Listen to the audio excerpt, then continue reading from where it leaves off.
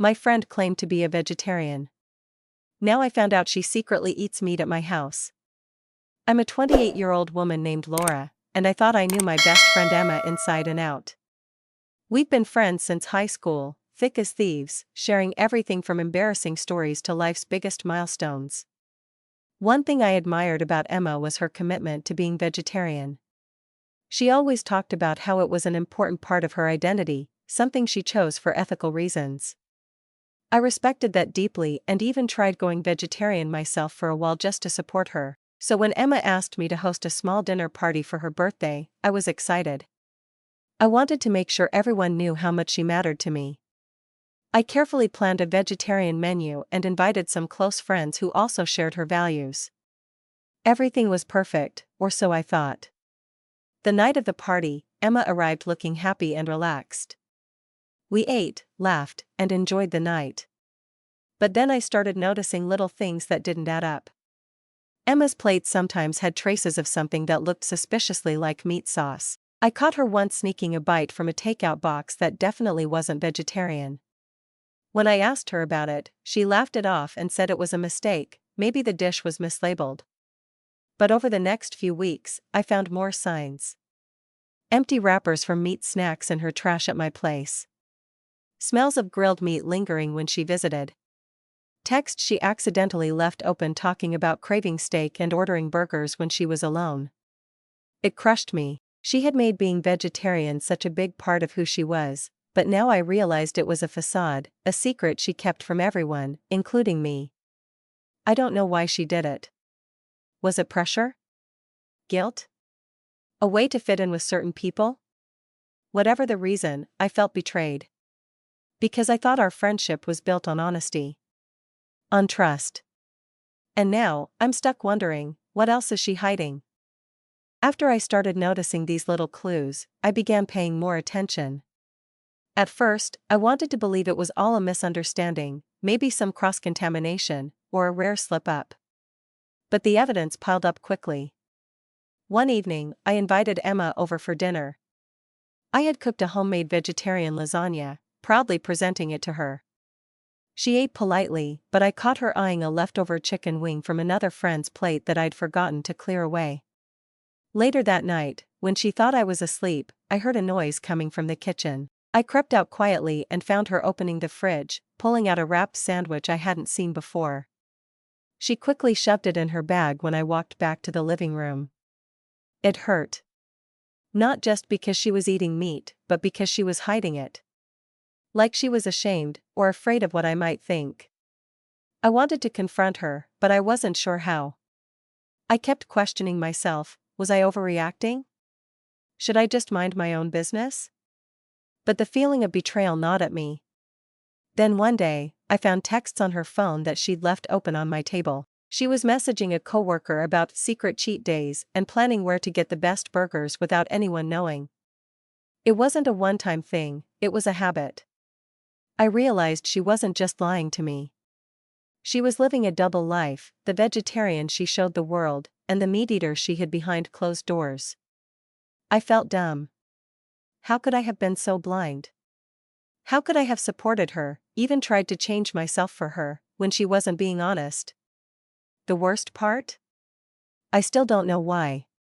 When I finally asked her directly, she smiled and said, "It's complicated." Complicated? To me, it felt simple: trust broken, friendship shaken. And now, I'm left wondering if I ever really knew her at all. I wanted answers, but Emma's "it's complicated" felt like a wall built to keep me out. So I kept digging, not to spy, but to understand what was really going on. I started paying attention to when she visited my place versus when she went to other friends or family.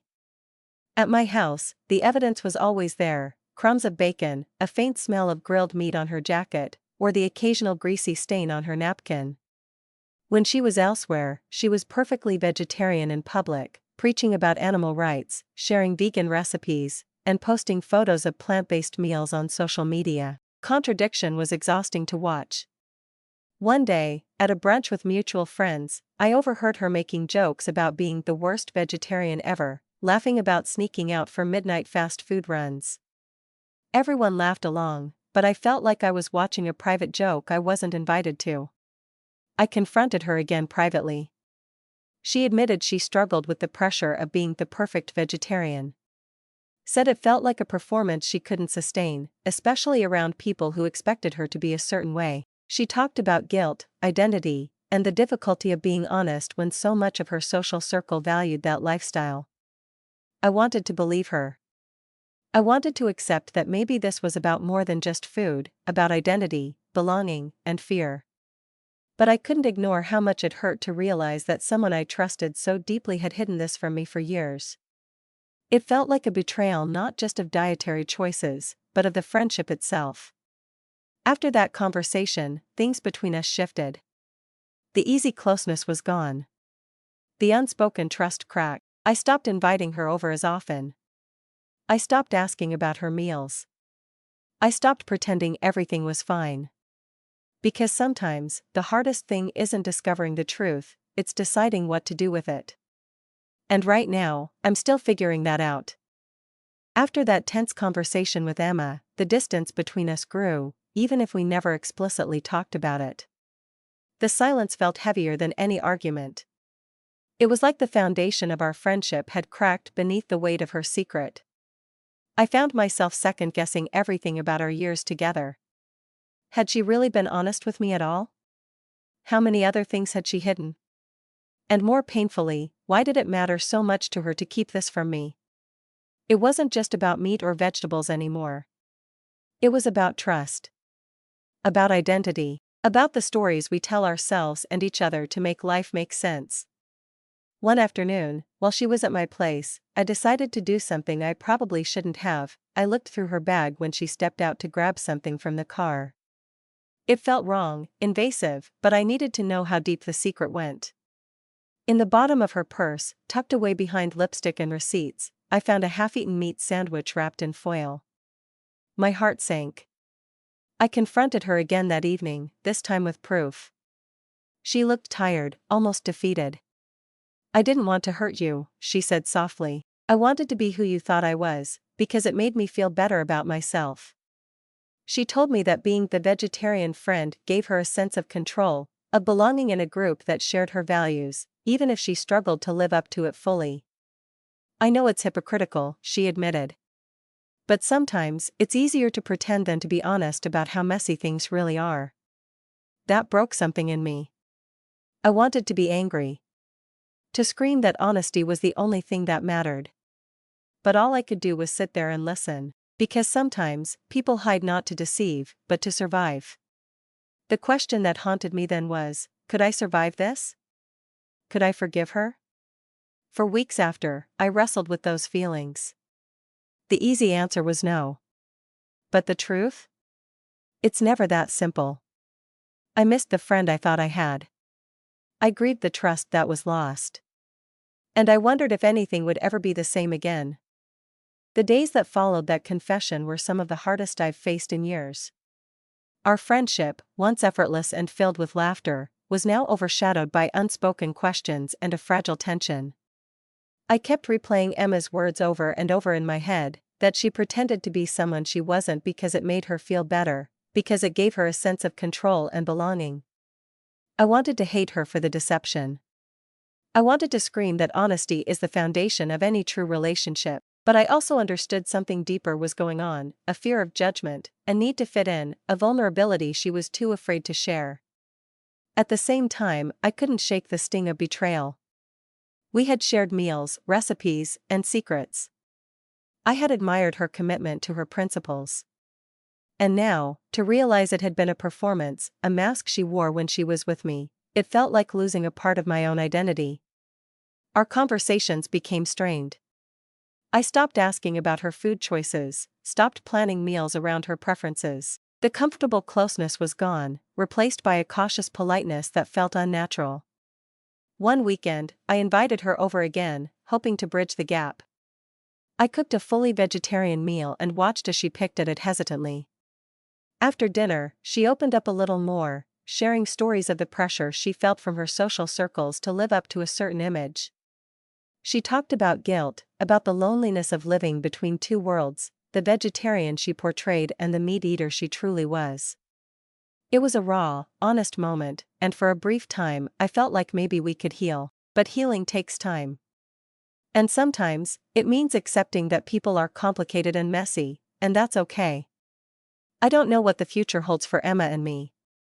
Maybe one day we'll find our way back to the friendship we once had. Maybe we won't.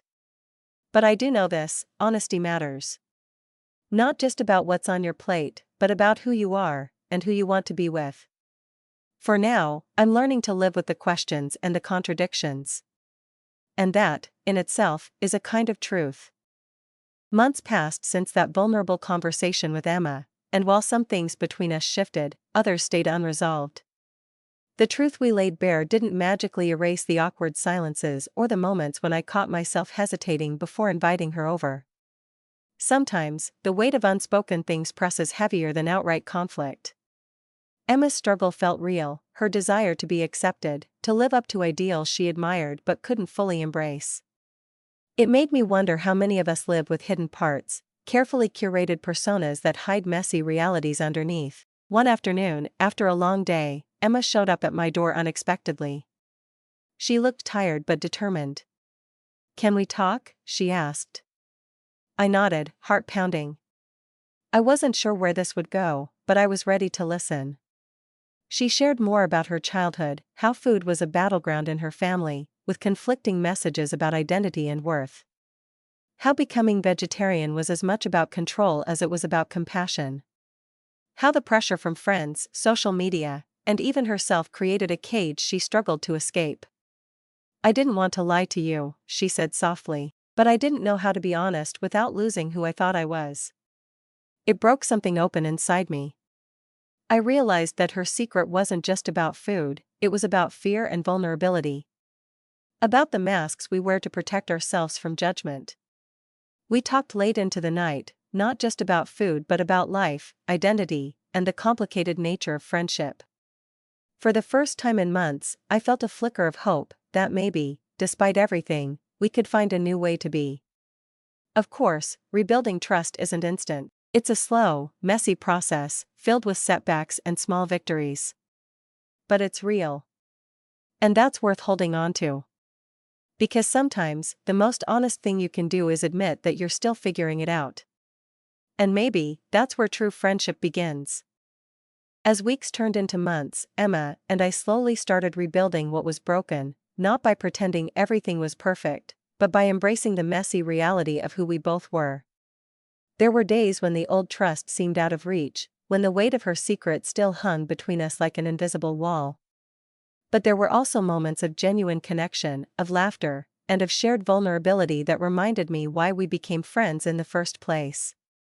One afternoon, we took a long walk in the park.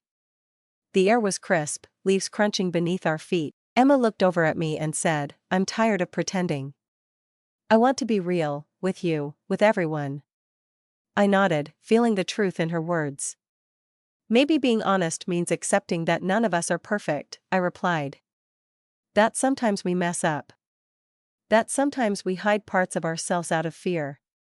We talked about how identity isn't fixed, how it can shift and change, and how friendship isn't about flawless masks but about accepting the whole person, even the parts that are confusing or contradictory. That walk was a turning point. After that, we started sharing more openly, not just about food or diet, but about our struggles, dreams, and fears. We allowed ourselves to be vulnerable without judgment. I won't lie, there were setbacks. Days when I'd catch a whiff of something that reminded me of her secret, or moments when the old wounds flared up. But each time, we chose communication over silence, empathy over anger.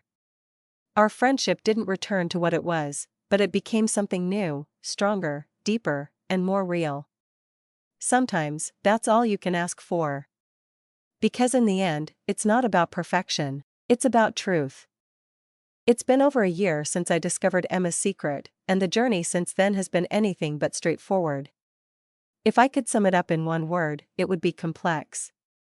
Because friendships, real ones, are rarely neat or easy, especially when they're tested by betrayal and hidden truths.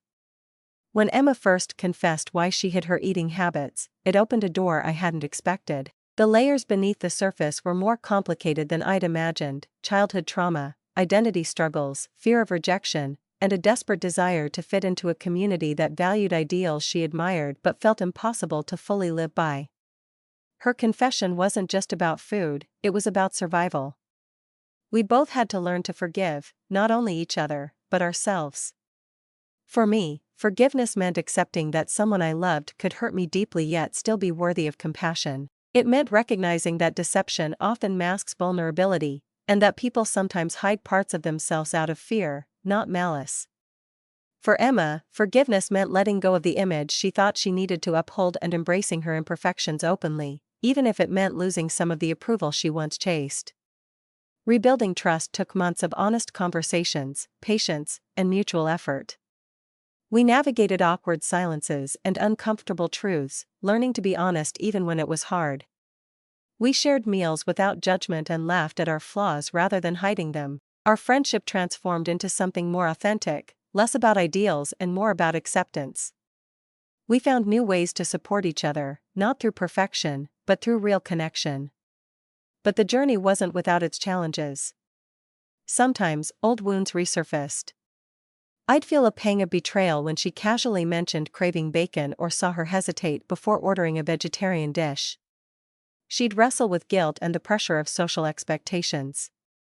We both had moments of doubt, frustration, and pain.